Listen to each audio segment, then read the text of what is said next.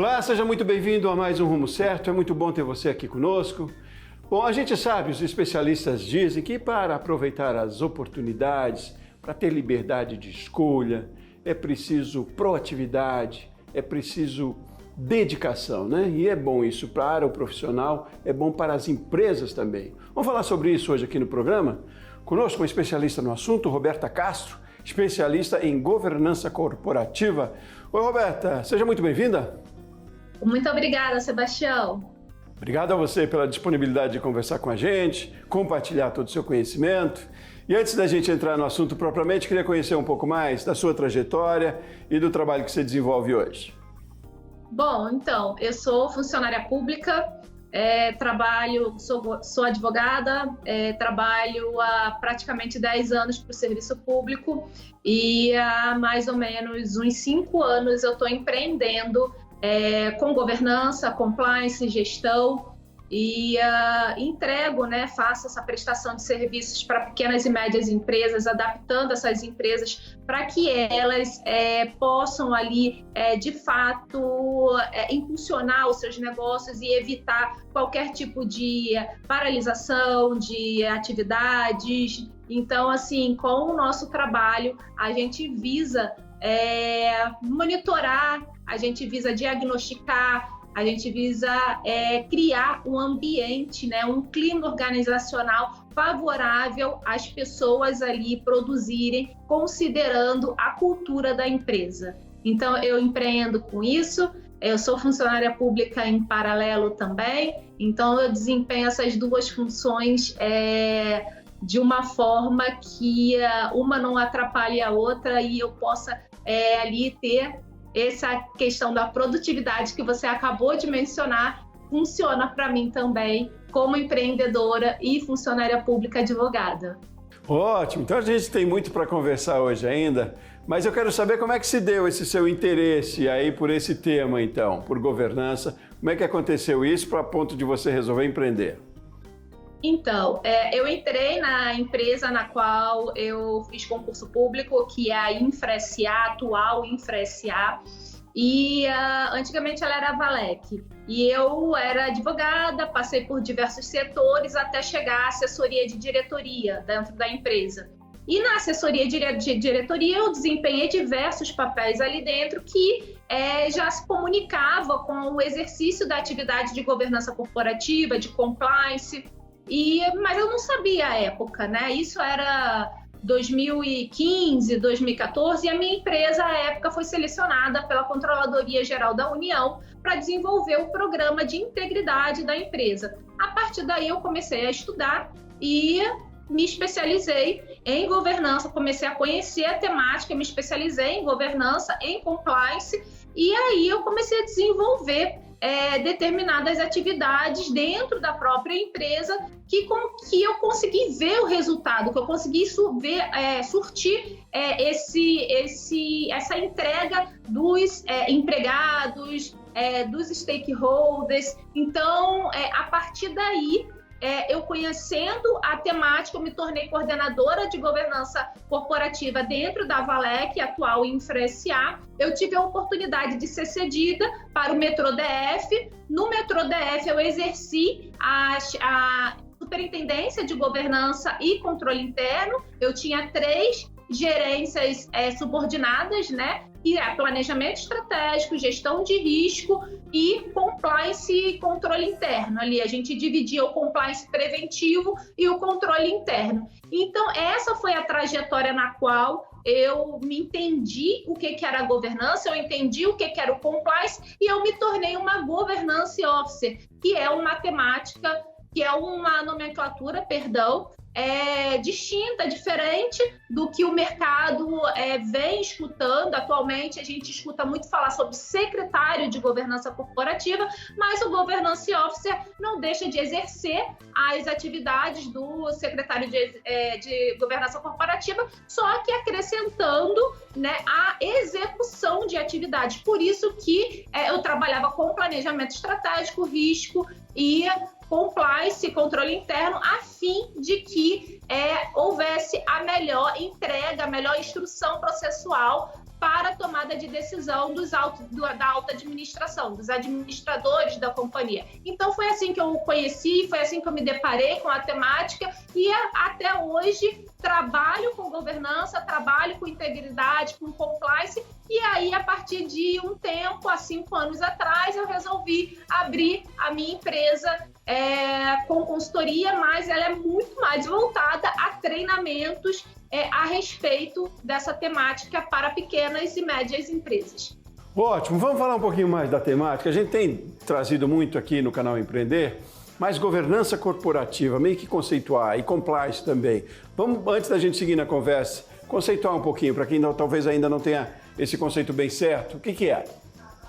Certo. Governança corporativa, a gente trabalha com a alta administração da empresa. Então, a gente é um suporte, é um apoio ali no direcionamento, no monitoramento que a alta administração ela deve gerar perante a gestão, perante a entrega dos resultados da gestão de quem está executando as atividades voltadas a planejamento estratégico, tático, operacional. Isso tudo tem indicadores sobre os quais a alta administração ela deve ter esse monitoramento, esse controle, para que ela faça esse direcionamento da empresa, o rumo certo. E a definição da missão, visão, dos valores da empresa, da cultura ambiental. Então, a governança corporativa ela trabalha com mecanismos voltados à liderança, ao controle, né? E à estratégia principalmente. Já o compliance, ela é uma questão ali de conformidade legal, ela tem 2 vertentes, essa conformidade legal voltada às políticas, as questões de conduta dentro da empresa, né, as políticas internas e externas, porque a gente tem que se preocupar com o ordenamento jurídico brasileiro a fim de que a empresa esteja em conformidade. E fora isso, a gente também trabalha com a lei anticorrupção, fazendo com que a gente desenvolva um programa de integridade dentro das empresas com pilares de comprometimento da alta administração, de gestão de risco de compliance, a fim de que a gente possa evitar questões voltadas a assédio moral, assédio sexual, enfim, há diversos tipos de assédio que a gente sabe que hoje em dia há dentro do meio profissional, e a gente possa, de fato, apurar e investigar de uma forma muito cautelosa a situação que está ali sendo envolvida e reportar à alta administração para que a alta administração ela possa sancionar ou ela possa, enfim, aplicar a penalidade que for devida, considerando o código de conduta, de ética dentro da empresa. Ótimo. E qual é o cenário que a gente tem hoje? Em que ponto desse movimento de governança cada vez mais necessário a gente está hoje nas empresas brasileiras? Eu digo até pela demanda que você tem de consultoria. Qual é a situação? Então, pela demanda de consultoria que eu tenho, eu trabalho muito, como eu mencionei, né, com pequenas e médias empresas.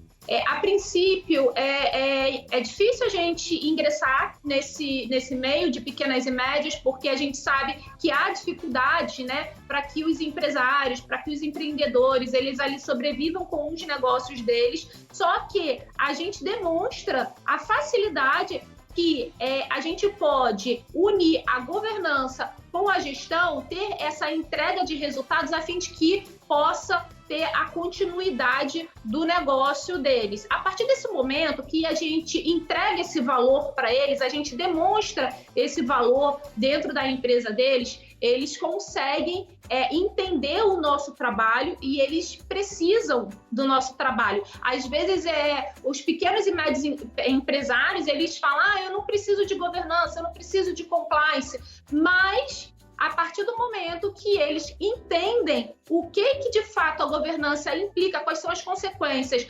positivas, né, sobre os resultados financeiros, administrativos, jurídicos, e pode ser gerado para a empresa, né, pode ser evitado situações de conflito de interesse, assimetria de informações, eles conseguem entender que eles necessitam desse trabalho. Então, hoje, diante desse cenário que eu acabei de mencionar, eu estou vendo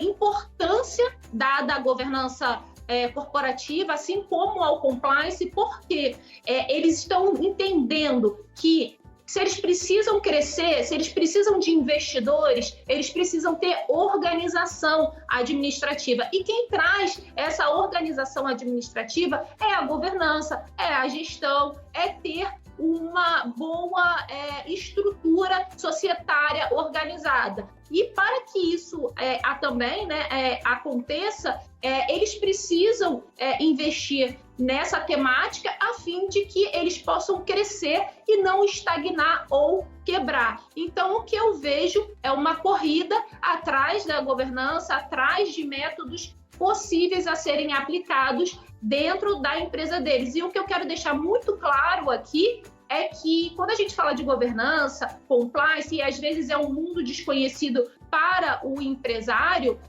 a gente não fala em questões assim que a gente tem que implementar de uma forma que possa gerar um custo muito alto, né? A gente implementa práticas possíveis ao contexto e realidade dessas empresas. Então, eles entendendo isso, eles se tornam mais maleáveis e suscetíveis à nossa temática aí, ao nosso serviço, e a gente anda em parceria. Ótimo, mostra, que interessante. É preciso se abrir para a adoção, né, Roberta? Isso aqui é interessante, de entender para saber dos resultados, como você disse, e aos poucos, talvez, que vá se percebendo isso. Roberta, vamos fazer um intervalo rapidinho. Queria saber depois algumas coisas bem pontuais mesmo sobre a governança, o que é uma organização administrativa bem feita, o que consta, né?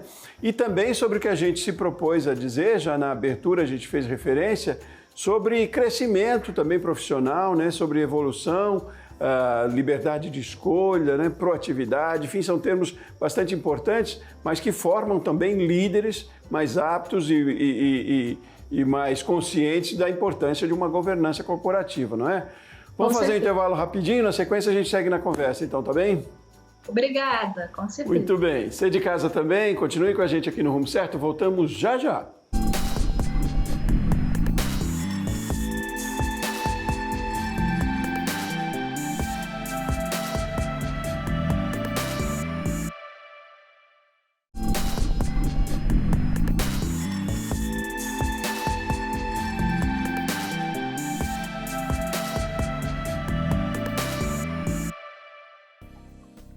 De volta com o Rumo Certo, mais uma vez, que bom ter você aqui conosco, seja muito bem-vindo, muito bem-vinda.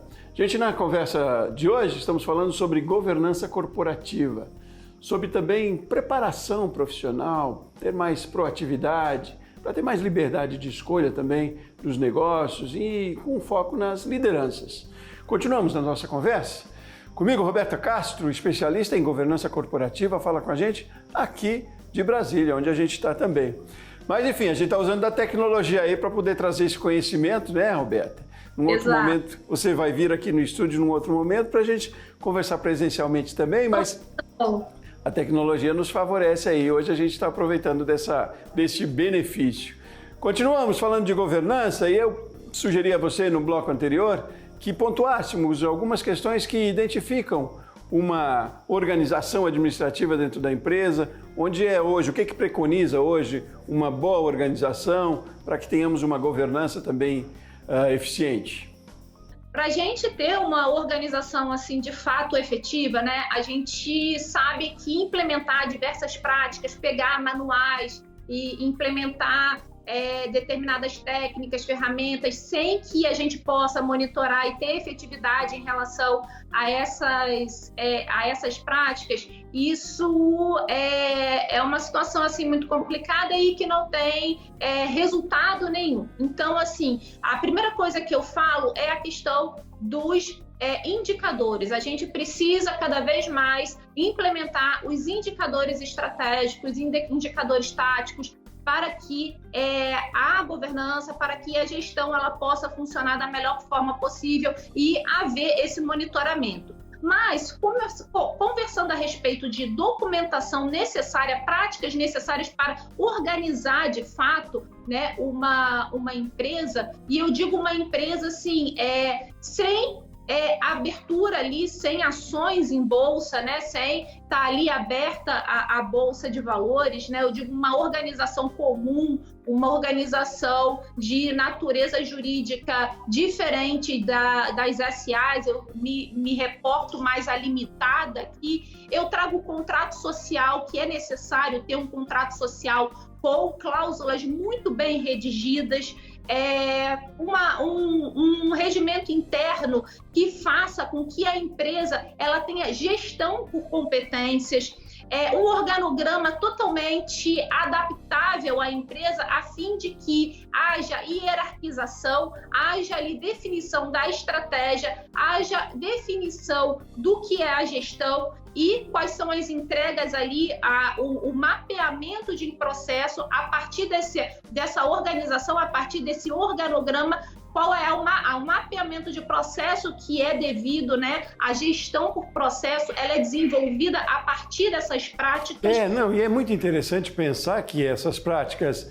elas são necessárias e factíveis, né? São viáveis, né, Roberto? É preciso se pensar nisso com a responsabilidade que o profissionalismo ou a empresa exige, né? Porque gera competitividade também, para além da produtividade, mas competitividade é sobrevivência, perenidade da empresa, né? Como você falou também, por conta de uma exigência até do mercado consumidor mais atento, né? Mais, enfim, antenado com as mudanças. A gente está passando por uma mudança, uma transformação de muitos na relação de trabalho, na relação de consumo, em muitos pontos, e é preciso que se tenha bem definido, né? Você colocando os pontos, a gente vai enxergando como é possível, né? Não é bicho de sete cabeças, apesar de ser complexo sim, mas dentro da complexidade que é necessária, né? Agora, me ocorre também, Roberta, que precisamos ter líderes preparados para que se tenha governança, organização dentro das empresas, né? E nesse cenário também, como é que a gente está em termos de liderança no mercado? Como é que é a preparação também do profissional, do líder, para chegar a este nível de governança nas empresas? A partir do momento que a empresa ela se dedica, né? Ela quer ter líderes. Porque você ter líderes, você ter delegação de competência, é você ter profissionalização dentro da sua empresa, é você ter cultura dentro da empresa, a fim de que ela possa funcionar independente de você estar centralizado naquelas atividades. Então, você treinar a sua equipe, você treinar o seu pessoal, é o quê? É fazer com que não só você entregue, eu tenho um vendedor, por exemplo, eu tenho que treinar ele apenas para venda. Não, ele tem que ser treinado para liderança também, porque no momento que haja uma progressão de carreira, por exemplo, aquela pessoa ela vai assumir uma liderança, ela está preparada apenas para venda, ela não está preparada para assumir uma liderança. E as empresas elas têm que estar preocupadas com essa questão de treinamento, se elas querem ter uma rotatividade ali de liderança,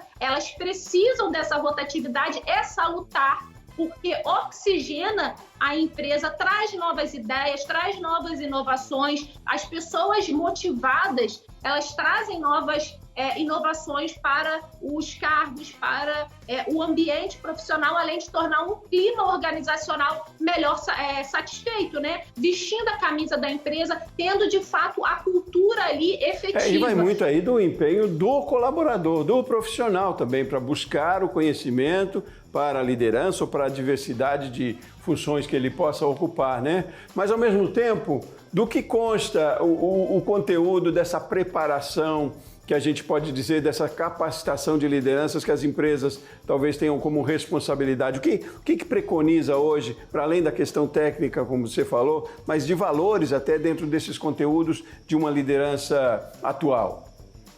É a questão simplesmente não, porque é muito complexo e muito importante. É a questão da cultura da empresa, né? A partir do momento que você define os valores, os princípios da empresa, você tem que passar isso ao seu colaborador, ao seu empregado, a fim de que ele se encaixe ou não dentro daquela cultura. E tudo bem, não tem problema nenhum a respeito dessa situação. Mas o que o líder, né, quem está hoje em cima, o administrador da empresa, ele tem que se preocupar de passar o conhecimento, de de treinar essa equipe, mas além disso, ele tem que estar preparado para que ele defina de fato a cultura que ele quer empregar dentro da sua empresa e não deixar com que a cultura ela seja implementada de uma forma que não sejam os valores de quem a criou, da empresa que criou, e fazer com que o empregado ele entenda e ele vista a camisa ali, como eu já mencionei, de uma forma assim, eu me identifico com os valores e princípios dessa companhia, dessa empresa. Então, eu vou seguir de uma forma que eu possa me motivar, eu possa entregar melhores resultados, eu possa cumprir determinadas metas, porque eu acredito na empresa. E para o empregado acreditar na empresa, ele tem que ter o exemplo da alta administração, ele tem que ter o comprometimento da alta administração, a fim de que, por meio do exemplo e por meio do treinamento, haja uma melhor entrega, haja uma melhor solução ali para a empresa. Ótimo, e aí os resultados vêm certamente, e não pela obrigação, né? Simplesmente, ou nem pela satisfação, né? A gente está falando aí de relações mais humanizadas também, e que talvez a pandemia nos tenha mantenado mais para isso, e que para além da pandemia é uma tendência mesmo, é necessário mesmo, é futuro, né, Roberta? Não dá para pensar no futuro sem essas relações onde se valorize muito mesmo habilidades comportamentais junto com a técnica, sim, mas a técnica não é o definitivo, né? Ela pode até contratar, mas ela não mantém o colaborador, né? Exatamente, ela não mantém o colaborador. A técnica ela é muito importante. Tem técnicos que são extremamente necessários dentro de uma empresa, mas às vezes eles não conseguem, a empresa não consegue suportar aquele técnico dentro da carreira dele, porque ele não tem uma habilidade ali comportamental, uma inteligência emocional a fim de lidar com a sua equipe, a fim de lidar com a alta administração, a fim de lidar com outras pessoas. E se ele não faz esse ambiente, se ele não consegue definir, concretizar um ambiente saudável, a fim de que haja essas entregas, haja essa motivação, porque você sabe, às vezes o empregado ele tem que ser treinado para ele manter o resultado independente da chefia ali dele. Só que ele tendo a credibilidade, ele tendo ali a confiança na chefia, ele pode produzir e produzir muito mais, desempenhar muito mais, até porque ele vai ter a avaliação de desempenho dele. Mas assim, para ele ter essa motivação, para ele poder surtir esse resultado, há necessidade de que ele tenha uma chefia que olhe de fato para ele, que olhe para as necessidades dele. Há uma cultura ambiental, há um clima, né, ali organizacional em prol da melhor liderança, da melhor forma de lidar com o empregado, mas se a pessoa ela só se baseia em técnica e ela não desenvolve o lado humano dela a fim de que ela saiba lidar com os problemas, ainda mais pós-pandemia, eu não estou ingressando em assunto aqui, né, entrando no mérito de assuntos mais complexos do que o que a gente está conversando, mas assim, a gente precisa da saúde mental dos empregados, das pessoas que estão ali, a fim de que a gente possa ter os resultados. Então, se uma pessoa que tem uma técnica maravilhosa, mas ela prejudica a saúde mental do setor, ela se torna desnecessária. Ótimo. Vamos falar muito mais sobre isso ainda. Precisamos conversar muito mais sobre isso ainda. Por hoje, Roberta, muito obrigado por compartilhar tanto conhecimento aqui com a gente. Eu imagino e tenho certeza, aliás, que tem instigado muitos empresários que estão nos acompanhando, das suas empresas, de casa também. Obrigado por hoje. Foi um prazer conversar com você. Sebastião, foi um prazer. Eu que agradeço. Estou à disposição. Muito obrigada. Ótimo. E a você também, de casa e aí da sua empresa, muito obrigado por ter acompanhado o Rumo Certo aqui com a gente. Espero que você tenha gostado. Tenho certeza que sim. Eu volto no próximo programa. Um forte abraço e até mais.